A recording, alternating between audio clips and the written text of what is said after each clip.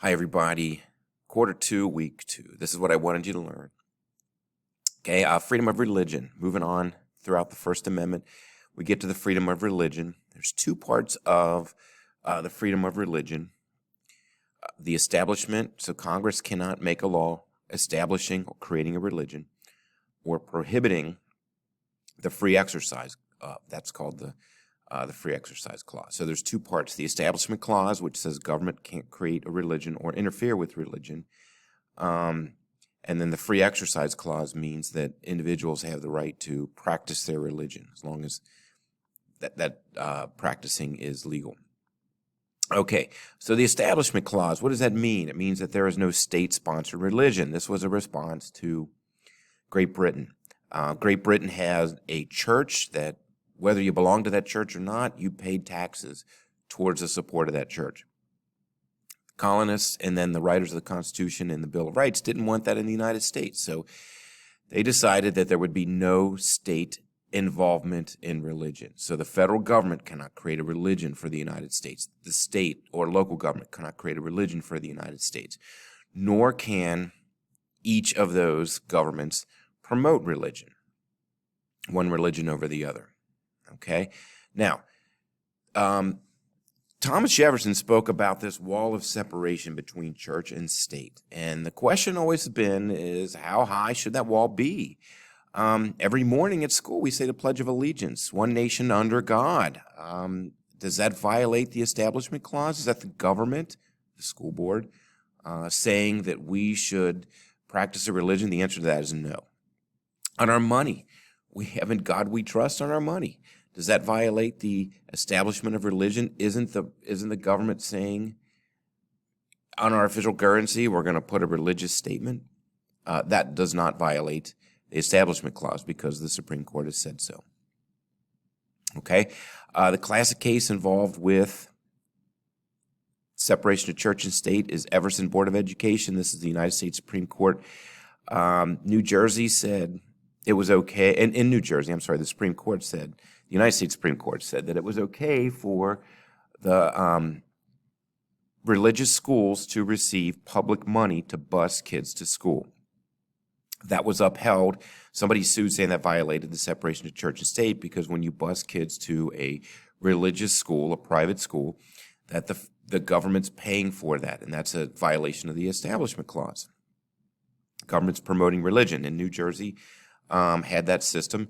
The United States Supreme Court said no because busing kids to school is not religious.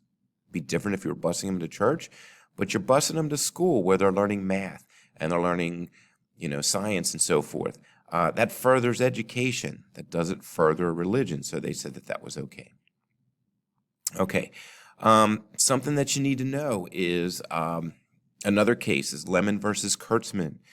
Okay, this is the test that the United States government uses, the court system uses, to determine if state aid to a church is legal. It's legal as long as, number one, it has a non-religious purpose. So going into the previous case, busing kids to a school so they can get educated, that's non-religious, so that would pass part one.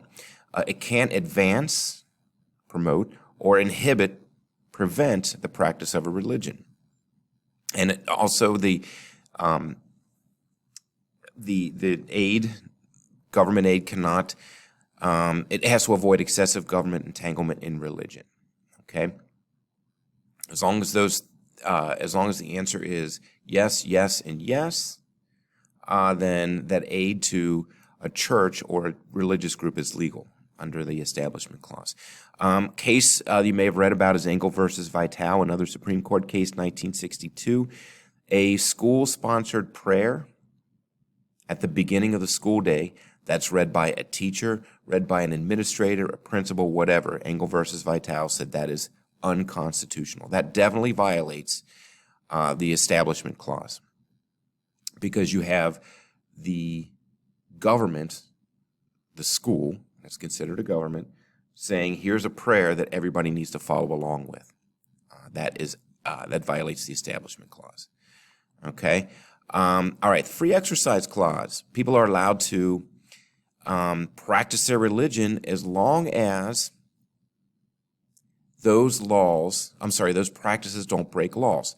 Reynolds versus United States was a case in I think the 1880s, and the United States Supreme Court said that polygamy in the Mormon religion was illegal.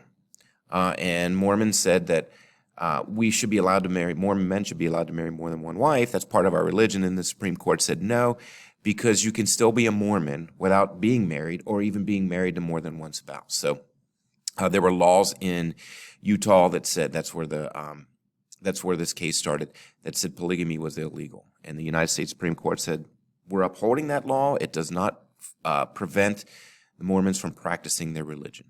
Okay. Wisconsin versus Yoder. We'll come back to this case later on when we look at the Supreme Court. This is a landmark case. The Amish, which, as you can see in the photograph here, the Amish, I don't know if you know much about the Amish, but they shun modern society. Okay? Wisconsin had a law saying that you had to go to school, you had to go to high school. They wanted to send, the Amish wanted to send their kids just to school, public school, through the 8th grade. And they got in trouble for not sending their kids to school. So they said that this law, they don't need, this law should not apply to them. It interferes with their exercise of their religion. And the Supreme Court agreed with them because they said there's no need for Amish students to go to school past the 8th grade. They don't live in, quote, regular society. They separate themselves from society and live basically a 18th century lifestyle. So why should they go to school past the 8th grade? Okay. Jehovah's Witnesses saluting the flag. The Supreme Court said that does violate the free exercise clause because Jehovah's Witnesses are required to salute the flag at school, and that was unconstitutional because Jehovah's Witnesses take the 10 Commandments very seriously, and the number one commandment is you're not supposed to worship false idols. And they said putting our hand over our heart and doing the Pledge of Allegiance and mandatory saluting the flag, that violates our religion, and they won. Okay? There's also part of the First Amendment, the freedom of press, the freedom of assembly, and the right to petition the government. Okay, I have property here. I should have petition. I've never noticed that I had that incorrect. Okay, freedom of the press, what you need to know about that is basically the press can say and print whatever they want. If they do something or print something or say something that's wrong, they have to retract that statement. So they have to say that was wrong, we were wrong, we printed the wrong information, we said the wrong information. Here is the correct information. Okay? Big in freedom of press is something called the a prior restraint. Okay, prior restraint is one of your terms. Prior restraint means that the government's trying to prevent the publication of something in the press before the press publishes it. Okay, so something like national secrets, where all of our nuclear bombs are located. If the Cincinnati Enquirer got word of that and was going to publish that information, the federal government could prevent them from publishing that because it violates national security. Okay, it tells everybody, all of our enemies, where our nuclear weapons are. Okay, but there very rarely is a prior restraint upheld. 9 times out of 10, a court is going to say, sorry, that's the government. We're not going to prevent you from having this information published. Okay, freedom of assembly, as you know, you have the right to be with who you want to be. Okay, and that's really not many cases involved with that in the Supreme Court. There are, however, a number of cases not very many cases either concerning the right to petition the government. When you think of petitioning the government, you think, when you hear petition, you think, I've got a piece of paper, I've got a statement on it, and I'm going to have as many people sign off on this statement as possible. Okay, that is a petition. But think about this. If you write an email to the President of the United States, you are petitioning the government.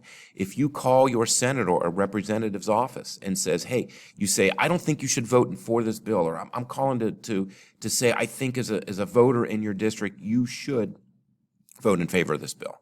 Okay? That's something that is a fundamental right. It's part of the First Amendment. and they have to listen to you. And the office, whether it's a senator or a representative or a mayor or a township council, whatever, they have to take down what you say. Okay, that's the law. Okay, but that's how the freedom of the press, assembly, and petition work. Okay. All right. Next week, we're going to look at some of the non-First Amendment rights. We're going to focus on rights of the accused. Okay. So until then, I will see you later. If you have any questions, please send an email, or if there's any issues with grades or something like that, just let me know, or come in during office hours.